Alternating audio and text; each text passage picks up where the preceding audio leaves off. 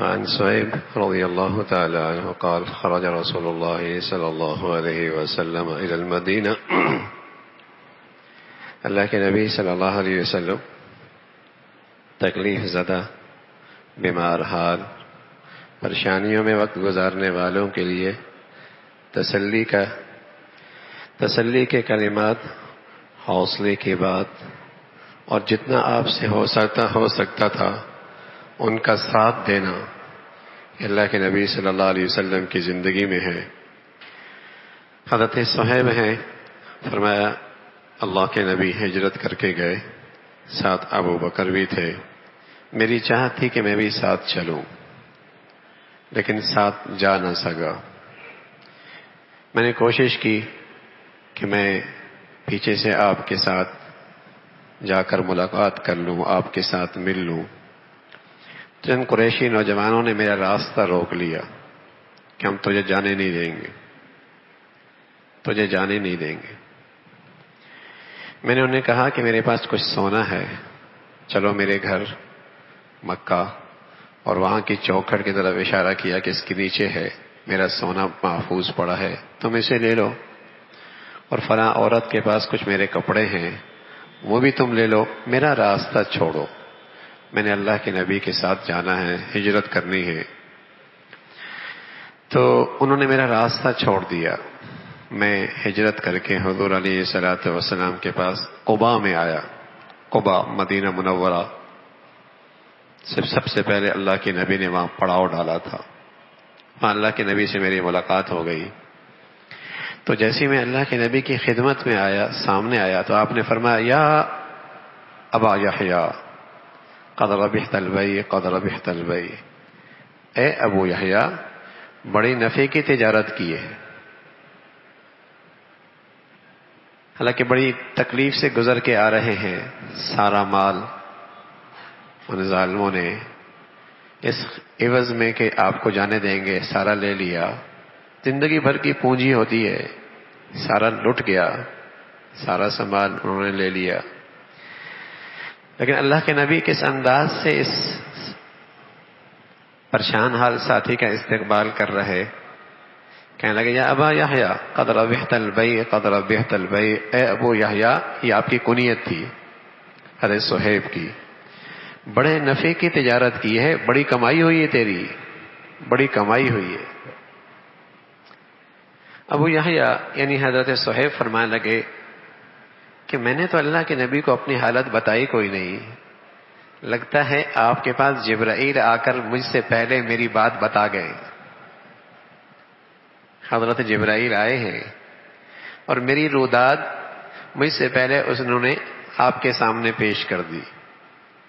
تو اللہ کے نبی نے فرمایا ہاں جبرائیل ہی آئے تھے، اور پھر قرآن کی ایک آیت ان کے حق میں اتری، وَمِنَ النَّاسِ مَن يَشْتَرِي نَفْسَهُ ابْتِغَاءَ مَرْضَاتِ اللَّهِ، کچھ لوگ ایسے بھی ہیں اللہ کے پیارے کہ اپنی اللہ کی خاطر اپنی جان کی بازی لگا دیتے ہیں، سب کچھ لٹا دیتے ہیں کہ اللہ مل جائے، اللہ کی رضا مل جائے، اللہ کی چاہت مل جائے۔ تو ان کے حق میں پھر یہ قرآن کی آیت اتری، پریشان حالوں کے ساتھ حوصلے کی بات، تسلی کا انداز۔ حضور علیہ الصلوۃ والسلام فرمانے لگے ایک موقع پہ انا وکافل الیتیم فی الجنہ ہاکذا، پھر آپ نے اپنی انگلیوں سے یوں اشارہ کیا، یوں فرمایا یتیم کی کفالت کرنے والا اور میں جنت میں یوں اکٹھے ہوں گے، یوں اکٹھے ہوں۔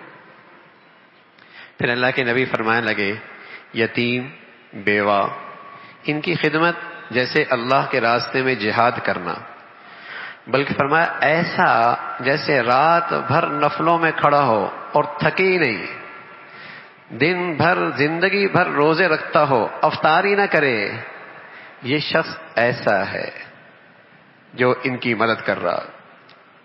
میں آپ کو تحدیث بن نعمت کے طور پر ایک بات عرض کروں۔ الحمدللہ بیت السلام اور اس کے کارکنان اور اس کے مخلص معاونین اور ان کے مخلص رضاکاروں کو اللہ نے یہ سعادت بخشی ہے کہ اس وقت شام کے 1200 سے زائد یتیم بچے اور 450 سے زیادہ بیوہ ترکی سرحد پر ترکی حکومت کے تعاون سے مکمل کفالت، مکمل تعلیم، مکمل تربیت کا نظام الحمدللہ اس ادارے کے پاس.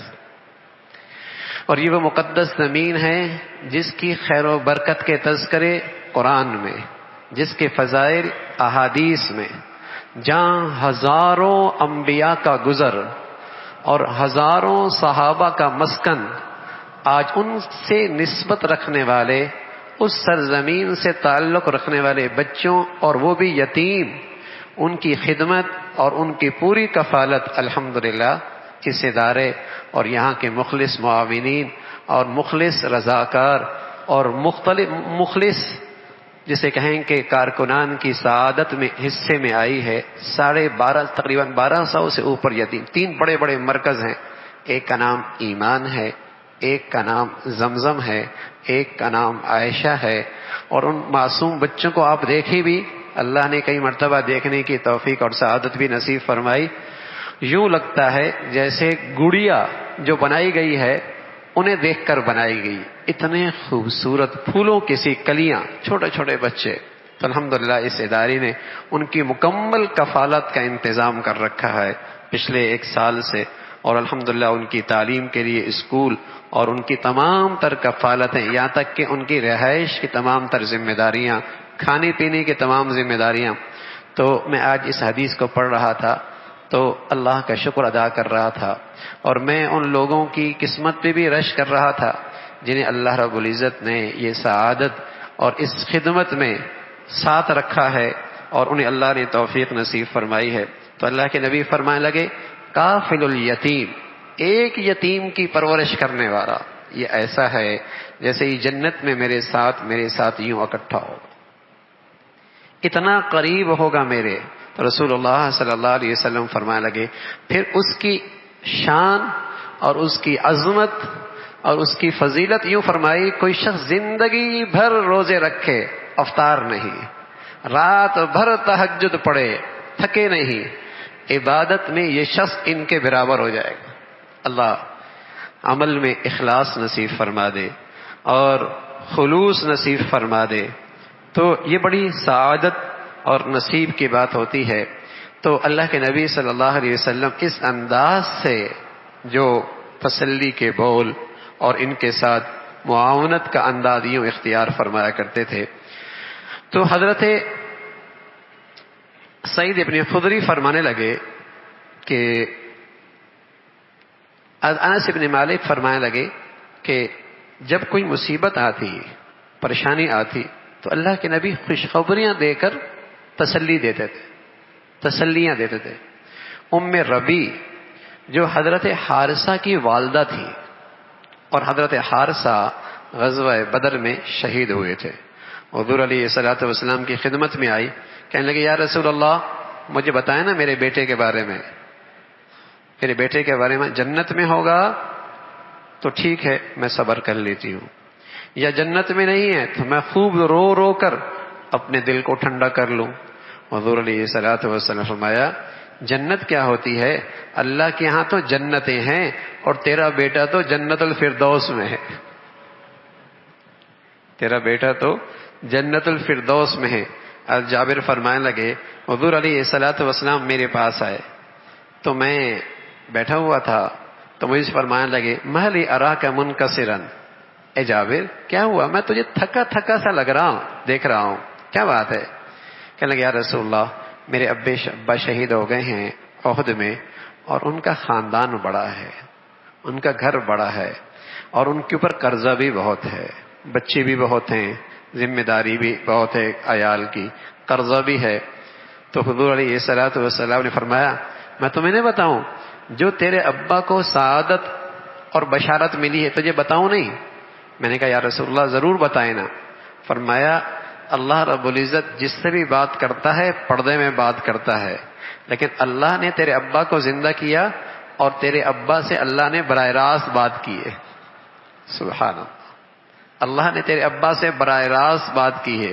فقال لو عبدی تمنا علیہ، اے میرے بندے بتا جنت میں تجھے کیا چاہیے، جنت میں تجھے کیا چاہیے، تجھے وہ جنت میں مل جائے گا۔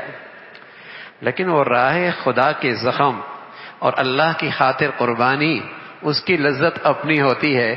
تو فرمانے لگے تیرے ابا نے کہا یا رب مجھے زندگی دے دے، میں پھر تیرے راستے میں شہید ہونا چاہتا ہوں، مجھے پھر زندگی دے۔ تو اللہ نے فرمایا جنت کی بات کی ہے، بھائی جنت میں کیا چاہیے، باقی اس کے بارے میں تو میرا ضابطہ ہے کہ انہم الیہا لا یرجعون، جو ایک مرتبہ دنیا سے چلا گیا وہ واپس دنیا میں نہیں لوٹ کے آئے گا، واپس دنیا میں نہیں لوٹ کے آئے گا۔ جنت کی بات کر، جو تجھے چاہیے، جو تجھے چاہیے وہ بتا۔ تو رسول اللہ صلی اللہ علیہ وسلم نے زخموں پر یوں مرہم رکھا، غموں کا یوں مداوا کیا، تکلیف زدہ لوگوں کے لیے یوں تسلی کا سامان کیا، حوصلے کی بات، بشارت کی باتیں، خوشخبری کی باتیں۔ اور پھر کچھ چیزیں ایسی بھی ہیں، کچھ غذائیں بھی بتائیں جو غم زدہ دل کے لیے وہ غذا بھی اچھی ہے۔ غذا، حضرت عائشہ فرمانے لگی جب ہمارے ہاں کسی کا انتقال ہو جاتا اور عورتیں آتی اور پھر چلی جاتی تو پھر ہم ان گھر والوں کے لیے تلبینہ تیار کرتے۔ تلبینہ ایک حلوہ سا ہوتا ہے، تلبینہ تیار کرتے تھے، اس لیے کہ رسول اللہ صلی اللہ علیہ وسلم نے فرمایا یہ دل کے بیماروں کے لیے اور طبیعت کے اطمینان اور سکون کے لیے یہ بہت اچھی چیز ہے، اس سے حزن اور غم دور ہوتا ہے۔ دل میں جو ایک غم ہوتا ہے اس کے کھانے سے وہ دور ہوتا ہے۔ یعنی آپ نے غذا بھی بتائی۔ تلبینہ یہ جو کے آٹے سے بنتا ہے، دودھ میں ڈال لیتے ہیں اور میٹھا کرنے کے لیے کھجور بھی ڈال لیتے ہیں اور یا پھر شہد ڈال لیتے ہیں۔ یعنی جو پانی لے لیں، آدھا پانی آدھا دودھ، اس کے اندر 2-3 چمچے ہم نے وہ ڈال دی جو کے آٹے کی، اور اس کو ہلکی آنچ پر اس کو رکھ دیا، اور جب یہ پک گیا پھر اس کو اتار لیا۔ اس میں آپ شہد ڈال دیں اور درمیان میں آپ بیچ میں کھجور بھی ڈال لیں۔ تو رسول اللہ صلی اللہ علیہ وسلم نے فرمایا یہ دل کے مریضوں کے لیے، دل کو مریضوں کے لیے، بلکہ آج کی ریسرچ تو یہ ہے کہ خون میں جو کولیسٹرول آ جاتا ہے اور اس کے اندر جو تیزابیت بڑھ جاتی ہے، اس کے لیے بھی، مثانے کے لیے بھی، اور جسے کہیں کہ آدمی کے جسم میں جو بلا وجہ کی حرارت رہتی ہے اور وہ اس لیے رہتی ہے اس کے اندر قوت مدافعت کم ہو جاتی ہے، جراثیم اس پر غالب آ جاتے ہیں اور چھوٹے چھوٹے جراثیم بھی اس کے اندر کے نظام کو درہم برہم کر دیتے ہیں۔ تو یہ اللہ کے نبی صلی اللہ علیہ وسلم نے فرمایا کہ یہ ایسی غذا ہے جس سے اس کے اندر قوت مدافعت، اعصاب کی قوت، اور معدے کے اندر جسے کہیں کہ بلا وجہ کی گرمی اور خون کے اندر جو تیزابیت بڑھ جاتی ہے اس کے ازالے کے لیے بہت اچھی چیز ہے۔ اور ساتھ رسول اللہ صلی اللہ علیہ وسلم نے فرمایا دل کی فرحت اور دل کی خوشی کے لیے بھی یہ بہت اچھی غذا ہے۔ اور اگر یہ ناشتے میں مسلسل رکھ لی جائے تو جو لوگ عام طور پہ بیماری کا شکار ہوتے ہیں کہ ان کا غصہ کنٹرول میں نہیں رہتا اور طبیعت میں ایک دم جسے کہیں کہ خون میں ایک دم گردش بڑھ جاتی ہے، ان کے لیے یہ بہت مفید چیز ہے اور مسلسل اگر اس کو استعمال کیا جائے تو اللہ کے نبی صلی اللہ علیہ وسلم نے فرمایا اور حضرت عائشہ نے فرمایا کہ ہم ان گھروں میں جہاں کوئی غم زدہ ہوا کرتا تھا اور اس کو کوئی غم لگتا تھا تو ہم اس کو غذا کے طور پہ تلبینہ استعمال کروایا کرتے تھے۔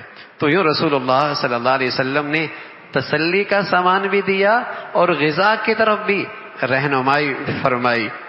حضرت انس فرمانے لگے کہ آپ عام طور پہ کسی اجنبی عورت کی طرف نہیں جایا کرتے تھے، غیر محرم کے ہاں آپ نہیں جایا کرتے تھے، جو اللہ کے نبی کی زندگی سے ایک سبق ہے۔ کوئی کتنا ہی بزرگ کیوں نہ ہو اور خاتون کتنی ہی بزرگ کیوں نہ ہو، کسی اجنبی عورت کے ساتھ کسی اجنبی مرد کی خلوت، تنہائی حرام ہے اور یہ ناجائز ہے۔ تو ایک خاتون تھی ام سلیم جو آپ کی رضائی بہن تھی، ان کے شوہر کی بھی شہادت ہو گئی تھی اور ان کے بھائی کی بھی شہادت ہو گئی تھی۔ تو حضور علیہ الصلوۃ والسلام اس رضائی بہن کے گھر میں چلے جایا کرتے تھے اور ان کو تسلی دینے کے لیے اور فرمایا کرتے تھے ان کے دونوں گھر کے آدمی میری اطاعت میں اللہ کے راستے میں قبول ہو گئے اور میرے حکم پر اللہ کے راستے میں انہیں موت آئی ہے، تو میں اس خاتون کی تسلی کے لیے اور حوصلے کے لیے چلا جاتا ہوں۔ اور حضور علیہ الصلوۃ والسلام ان کے عیال کی اور ان کے گھرانے کی یوں خیال رکھا کرتے تھے۔ پھر آپ علیہ الصلوۃ والسلام نے فرمایا کہ جو شخص کسی مسلمان کی تعزیت کرے اللہ کے لیے، جو شخص کسی مسلمان کے لیے تعزیت کرے، تعزیت کا مطلب میں نے عرض کیا اس غم زدہ اور اس پریشان حال اور کسی کا پیارا چلا جائے اس پر آپ کوئی تسلی کے بول بولے، تو رسول اللہ صلی اللہ علیہ وسلم نے فرمایا ایسے شخص کو اللہ کل قیامت میں عزت کا اور سعادت کا جوڑا پہنائیں گے۔ کسی مسلمان کا غم ہلکا کرنا اور کسی مسلمان کے پیارے کا چلا جائے اور اس کی تعزیت کرنا، تو آپ علیہ الصلوۃ والسلام نے فرمایا کساہ اللہ سبحانہ من حلل الکرامہ یوم القیامہ، قیامت کے دن اللہ اسے عزت کا ایک جوڑا پہنائیں گے، کرامت کا ایک جوڑا پہنائیں گے۔ یہ اس شخص کے لیے ہے جو اپنے مسلمان بھائی کی تعزیت کرے اور اس کا حوصلہ دے۔ اسامہ فرمانے لگے کہ جب حضور علیہ الصلوۃ والسلام کی بیٹی نے مجھے بھیجا کہ میرا بیٹا کا انتقال ہو گیا ہے، آپ میرے پاس تشریف لائیں، یعنی آپ کا نواسا اس کا انتقال ہوا، تو بیٹی نے بلایا ابا کو کہ آپ میرے پاس آئیں۔ حضور علیہ الصلوۃ والسلام آئے اور آپ نے تسلی دی اور یوں فرمایا بھائی ان للہ ما اخذ، اللہ کا تھا نا بھائی، اللہ نے لے لیا ہے اور اسی کے لیے ہے جو اس نے دیا اور اسی کے لیے ہے جو اس نے لیا۔ ہر چیز کا ایک وقت مقرر ہے، دیتا ہے پھر اپنی چیز اللہ واپس لے لیتے ہیں، اللہ کی چیز ہے، امانت ہے، اللہ نے واپس لے لی ہے اس انداز سے۔ اور کبھی کبھی بیمار آدمی پر اور کسی زخم پر آپ علیہ الصلوۃ والسلام دم بھی کیا کرتے تھے، پھونک مارا کرتے تھے، پھونک، اور یوں چھو کر کے پھر اس کو زخم پہ مار لیا کرتے تھے، یوں کر کے سر پہ آپ ہاتھ کو مل لیا کرتے تھے اور اس پہ ہاتھ پہ پھونک مار کے جسم کے کسی حصے پہ آپ مل لیا کرتے تھے۔ اور آپ کون سے الفاظ پڑھتے تھے؟ حضرت عائشہ فرماتی ہیں رسول اللہ صلی اللہ علیہ وسلم دائیں ہاتھ پر پھونک مارتے اور کہتے اللہم رب الناس اذهب البأس، اے اللہ تو لوگوں کا رب ہے۔ رب میں 3 خوبیاں ہیں۔ رب اسے کہتے ہیں جس کی علم بھی کامل ہو، جس کی قدرت بھی کامل ہو، جس کی شفقت بھی کامل ہو۔ رب جس کا علم بھی کامل ہو، جس کی قدرت بھی کامل ہو، جس کی شفقت بھی کامل ہو، وہی پال سکتا ہے، وہی پرورش کر سکتا ہے۔ تو رب الناس، اے لوگوں کے رب، اذهب البأس، اس تکلیف کو دور کر دے اور آپ اس بیمار کو شفا دے دے، ایسی شفا کہ بیماری باقی نہ رہے۔ اے اللہ اپنے فضل فرما، تو ہی شفا دینے والا ہے۔ تو ان کلمات کے ذریعے آپ پھونک مار کے دم کیا کرتے تھے۔ یوں رسول اللہ صلی اللہ علیہ وسلم نے بیماروں کے لیے اور تکلیف زدوں کے لیے اپنی تعلیمات دے کر امت کی رہنمائی فرمائی ہے۔ اللہ عمل کی توفیق نصیب فرمائے۔ الحمدللہ رب العالمین، والصلاة والسلام على سيدنا محمد وعلى آله وأصحابه أجمعين۔ اللهم لك الحمد كله ولك الشكر كله، اللهم لك الحمد كله ولك الشكر كله، اللهم أعنا على ذكرك وشكرك وحسن عبادتك، اللهم أعنا على ذكرك وشكرك وحسن عبادتك۔ نستغفر الله سبحان ربك رب العزة عما يصفون وسلام على المرسلين والحمد لله۔